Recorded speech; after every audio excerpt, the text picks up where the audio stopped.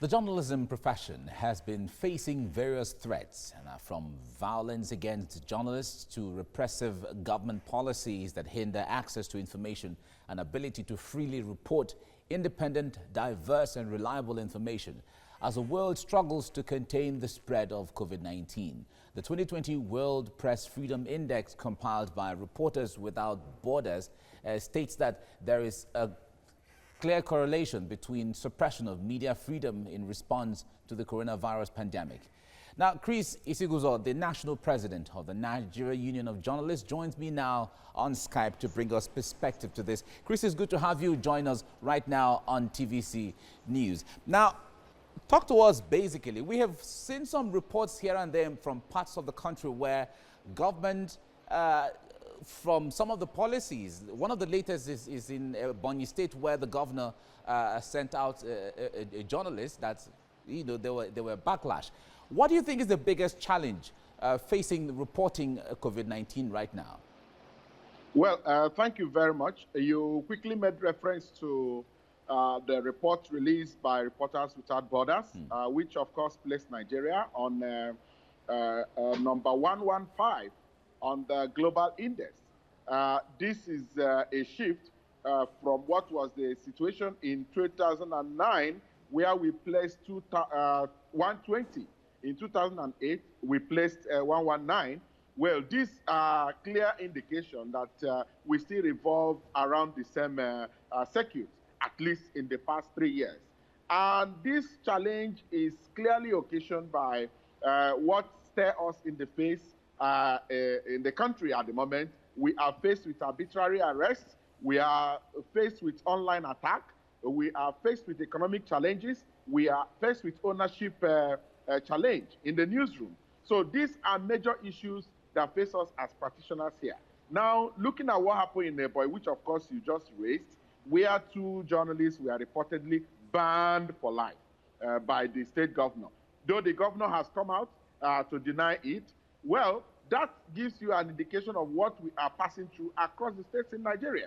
And this is not a good commentary for Nigeria being a democratic nation. In the coverage of COVID-19, as we speak, a journalist has already been tested positive. In Adamawa, I've also received a report this morning that another journalist has also tested positive to this rampaging pandemic. This is a challenge. But we are not going to shirk in this responsibility, because just like those in the healthcare delivery sector, the media is seriously challenged at this critical point in time, because we have a responsibility to continue to inform Nigerians. We have a responsibility to continue to educate them. And on a lighter mood, we also entertain them in order to tone down the level of panic, tension, and fear that clearly face us in the country at the moment. It's a challenging period, and we've continued to call on the powers that be, the federal government, media owners. There is need to adequately equip the media practitioners in the area of provision of PPE, safety kits. Of course, the issue of palliative comes to fore, because media workers also are in their need of this. I know what we go through every other day, getting calls from across Nigeria of journalists seeking for one form of assistance or the other. Having a country shut down for about 4 weeks is not an easy thing. So I want to once again use this opportunity of this program to call on Nigerians, public-spirited Nigerians, the government, let them look the way of the media. Because if we are not well taken care of, the issue of hazard allowance, it is also a very critical issue at this point in time.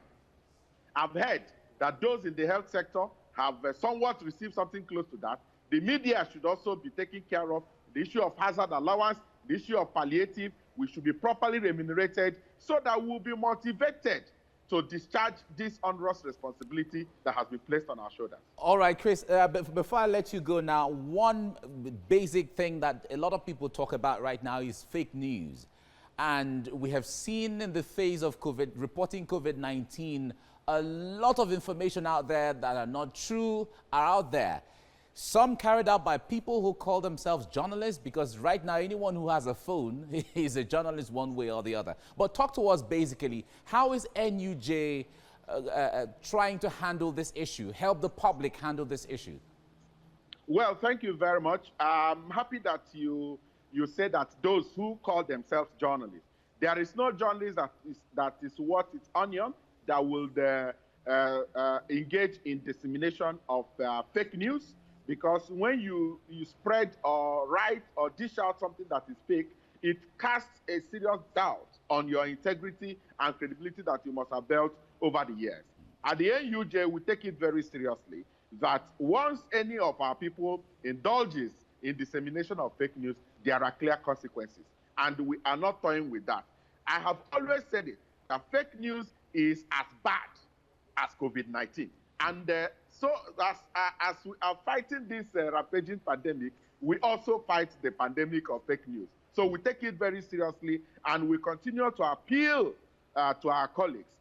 At this time, people are already living in fear, in panic. There is tension in the land, and we are not going to compound our woes by also dishing out something that is not real, something that is fake. Let us always verify.